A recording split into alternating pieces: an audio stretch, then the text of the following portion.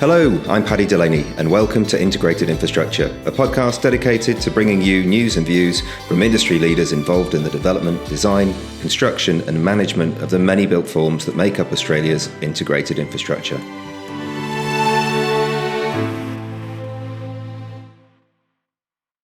This is episode 4 of Integrated Infrastructure. This week's guest is Jon Davies. Jon's the new CEO of the Australian Contractors Association. In this podcast, we talk about the opportunity for change to make the industry more sustainable, not just for companies, but for their employees too. Jon talks about his passion to bring advocacy, engagement and leadership to the industry, and we learn about the ACA. We talk extensively about the problems in the industry at the moment, including risk allocation on major projects and what needs to be done in the future. Later in the podcast, we discuss Jon's plans to create a game-changing blueprint that will revolutionise the industry in years to come. I came away from this conversation feeling pumped and excited about what's in front of us. I hope you enjoyed the episode. Please subscribe, please share if you do. So without any further ado, here's my conversation with Jon. Jon, welcome to Integrated Infrastructure. Thank you very much for coming on, and congratulations on your new role as CEO of the ACA. Thanks, Paddy. It's great to be here. Oh, fantastic. Look, we're a short form podcast, so we'll get straight into it. First of all, tell us a bit about your background and how you came to become the CEO of the ACA. Well, the short answer, Paddy, is COVID-19, but there is a slightly longer story to that, which I'll explain. So, originally from the UK, trained as a quantity surveyor, left 24 years ago. 10 years in the Middle East, some time in Singapore and Sydney, and I've been here in Brisbane now for just over 13 years. Always working in contracts and commercial for major contractors. And then latterly, I went out on my own, again, doing consulting in that same sort of area, but started to want to think about giving back to industry and doing something a bit more positive, because as we all know, contracts and claims can be quite a negative space. And I looked into and started a business with a business partner focused on lean construction. But at the same time, I was approached by Queensland Major Contractors Association to become their CEO. And I thought this was a great opportunity.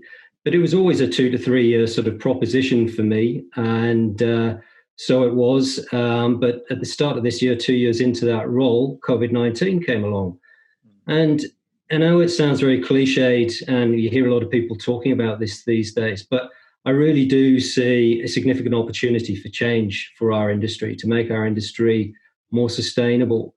And I started to look into that. I started to do some thought leadership work in that area. But there's a limit to how far you can really push things from a regional perspective. So I got on to the contacts that I had at Australian Constructors Association. I said, look, what are you guys doing about it? And at that point, they said, well, you know what, Jon, we're actually looking for a CEO ourselves. And, would you be interested? And so I threw my hat in the ring, and the rest is history. The rest is history. Fantastic. And I reached out to you. I mean, we've known each other for quite a few years now, but I reached out to you specifically when I saw your CEO announcement of becoming the new CEO. And I really liked what you said right at the beginning of that statement, where you said that you were bringing advocacy, engagement and leadership to the industry. And it sounds like that's certainly something that you're passionate about, and a passion that's grown over the last few years. Yeah, absolutely.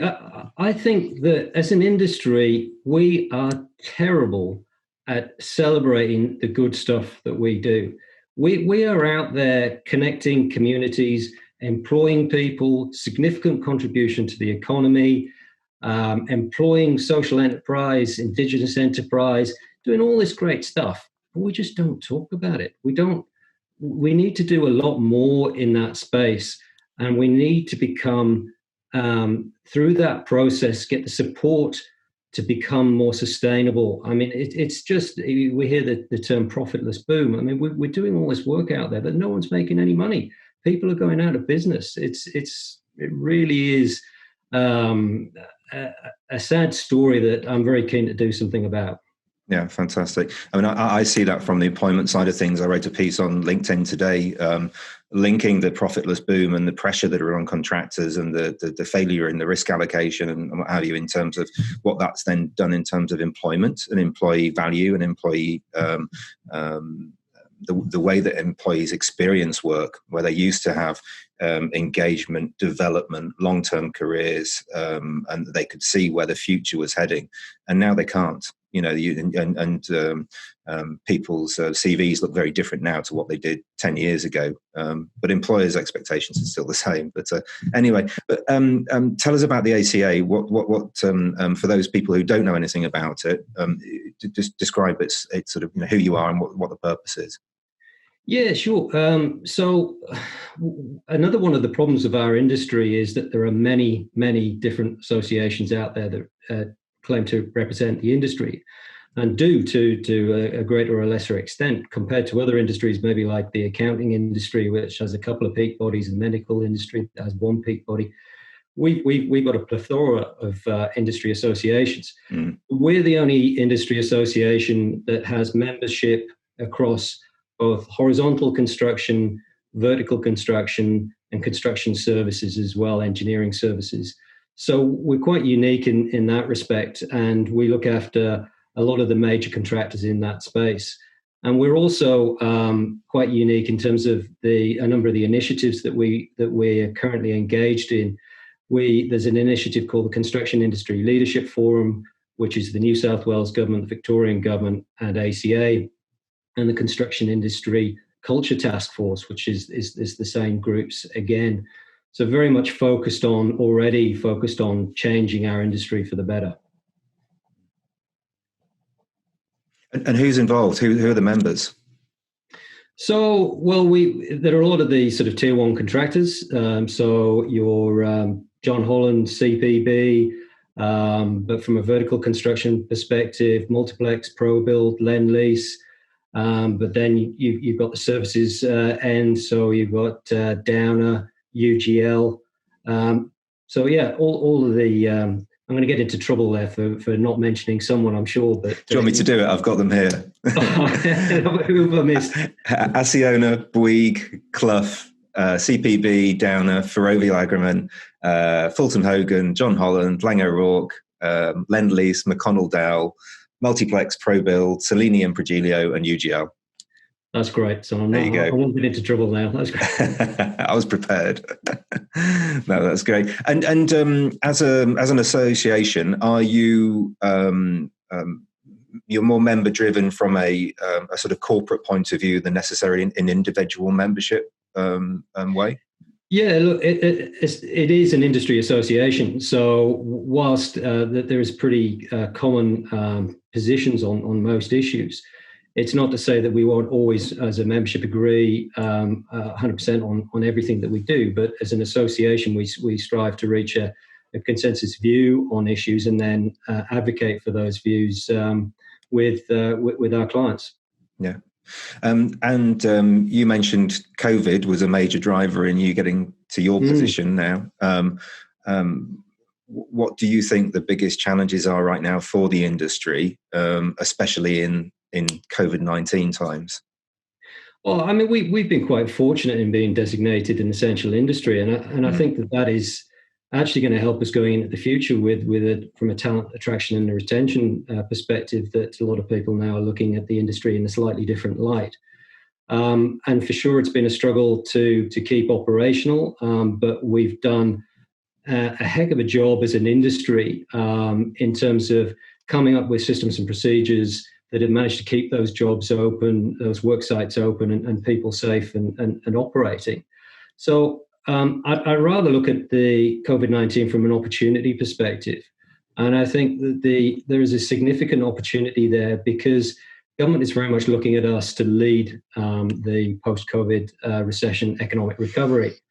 And there are certain things within that they're looking for. They have a sustainability agenda, they have a productivity agenda, and they're looking to leverage economic outcomes. So they're looking to increase local content, to increase Indigenous involvement and engagement of social enterprise. And that gives us a great opportunity to talk with government, whether it be federal government or whether it be state governments, about how you can achieve that. And ultimately, how you can achieve that is through improved collaboration. And this is something that we've been calling for quite some time. This is the sort of thing that the Construction Industry Leadership Forum is very much focused on. And through these this sort of increased collaboration, we can address some of these issues that we've had as an industry before, like the inappropriate risk allocation that you touched upon earlier. So we can help address some of the issues and the problems that are facing our industry, whilst at the same time helping the government at a state and federal level to achieve what they're looking for out of this recovery. Mm. So, I mean, I started recruiting in '99 in the UK, and the Egan report came out of the '90s recession, didn't it, in the UK? And that was pivotal for the UK sort of construction industry and economy and what have you. And there were many changes that came out of that. I've been saying for years, I feel like Australia needs an Egan report or a ACA report, whatever that might be, something that is so specific and clear, and something that everybody can get on board with. Alliancing was one of the big things in the UK that came out of the Egan report, and there's talk about it here now, but how does industry come together and create such a compelling argument and a pathway or a roadmap for both government and industry to get on board and do that?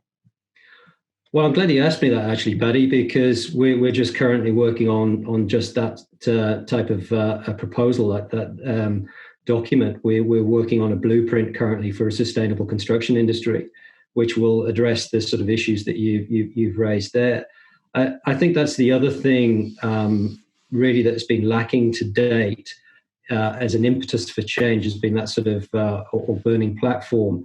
We haven't quite got previously to that tipping point. We've become very close prior to COVID with some of the major contractors or contractors throughout the supply chain going out of business. I mean, we have BGC and then Lease being sold, and a number of smaller contractors, or quite a large number of smaller contractors, going out of business. And so we'd almost already reached that tipping point pre-COVID, but I think COVID now is that final impetus that we need for significant change. And coming back to the reason why I was keen to take on this role is that is exactly the opportunity that we have. We really do have a significant opportunity here to really reshape our industry and to make it far more sustainable. And sustainable doesn't just mean economically sustainable. We have a big problem in your area, Paddy, the talent attraction and retention pieces you were talking about earlier. We are starting to struggle now to retain the people that we need on these projects, because historically, people of my vintage, once you did your degree and you entered your industry, if you didn't like it, that was it. You knuckled down and you got on with it. The new generations that are coming into our industry, they're completely different. They come to get sent to work in a work site in the middle of nowhere in a dirty donga, working 50 hours a week.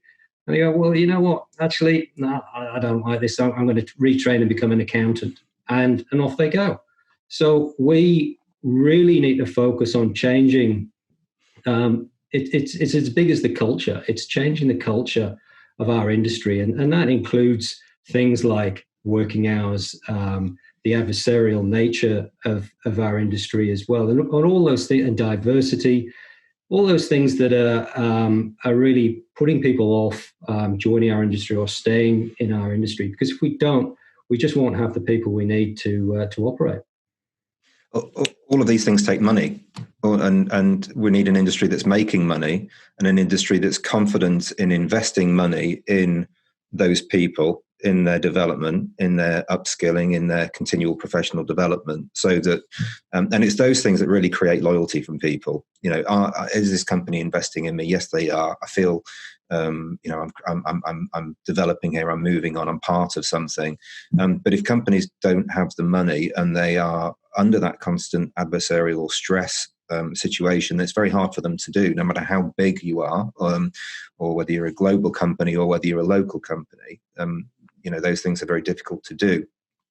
So, and ultimately that comes back to the risk argument again, doesn't it? It comes back to the contractors having the confidence that they're actually going to be able to make money on projects. So, without going too deep into it, what do you think are the key issues around that? The issue of procurement from government of new projects and the risk allocation within those. Well, if I could take a step back, Paddy, because you're 100% right. There are, without giving too much away from our blueprint that we're going to be releasing shortly, we see that there are three cornerstones to a sustainable construction industry. So there is culture, there is capability and capacity, and there is also the commercial frameworks. Now, all those things are interlinked. You can't resolve the overall problem of a sustainable construction industry if you don't first address all of those 3 points. Because if you think about it, the adversarial contracts drive a certain culture, so that there's a link there, and then that culture links to your capability and capacity, because if the culture's not there, the people don't want to work there. So these issues are all linked, but specifically addressing the risk issue, what we've seen and what I've written about before is there is one risk that clients cannot transfer. So as much as we know that historically in recent past that clients have been very keen to package up just about every risk they can possibly think of and pass it over to the contractor. And the contractors have been their own worst enemies and cut each other's throats to price those jobs and to win those jobs. But there is one risk that the clients cannot pass over, and that risk is reputational risk. So you look at Sydney Light Rail and what happens at Sydney Light Rail. When that project started to run late and the hoardings and the fences were still up in George Street, the shopkeepers didn't go and beat up Asiona and say, what's happening, hurry up, get a move on. They went and spoke to Transport in New South Wales and gave them a hard time. Same up here in Queensland with Kingsford Smith Drive, which is running heavily over because of a number of risks, geotech and services. And there you've got people stuck in traffic, you've got shopkeepers on Racecourse Road. They're not giving Lend-Lease a hard time, they're giving Brisbane City Council a hard time. And in both of those instances, despite their wonderfully drafted, very, very big and thick and comprehensive contracts drafted by expensive lawyers, they were forced to negotiate with the contractor to make that pain go away, to make that reputational pain go away. Please stop them giving me grief. What do we have to do to make this pain go away? So there is a growing realization now that this practice of packaging up all the risks under the sun and passing them over to the contractor doesn't actually get you your desired objective, which is certainty of outcome. Certainty of outcome will only be achieved by working more collaboratively with all stakeholders. And thankfully, that's what we're starting to see now. We just started a trial, the Construction Industry Leadership Forum with the New South Wales government for the Sydney Metro West project, where we are doing an early risk engagement process to identify, to better identify what the project risks are and the most appropriate commercial way to deal with those risks.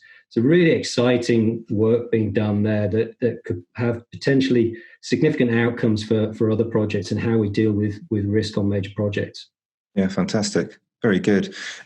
Just keeping us sort of within a decent amount of time, because I think we could talk about this all this forever, and I don't want you to spill your secrets too early. Hopefully, we're going to be able to come back and have another conversation at a later date. But how engaged are you with the project finance side of things? I know that a lot of projects now, you've got unsolicited bids, a lot of the PPPs. Project finance is a major driver in some of these projects, and There's talk around the getting the balance right between private finance and asset recycling for governments and what have you. Are you much involved in those conversations as well from the association? Yeah, look, it's certainly one of the conversations we're keen to have because it is an important part to play. There's a couple of elements to that. The PPP model. One of the things that we're keen to discuss is that that apparent issue that PPP has to equal lump sum D&C as a delivery model.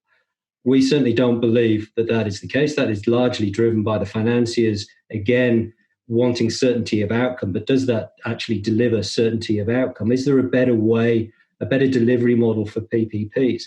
But then the other issue that you talk to there is a very important one, especially up here in Queensland, where we have a state that is very much constrained in terms of the finances it has available to invest in infrastructure, and a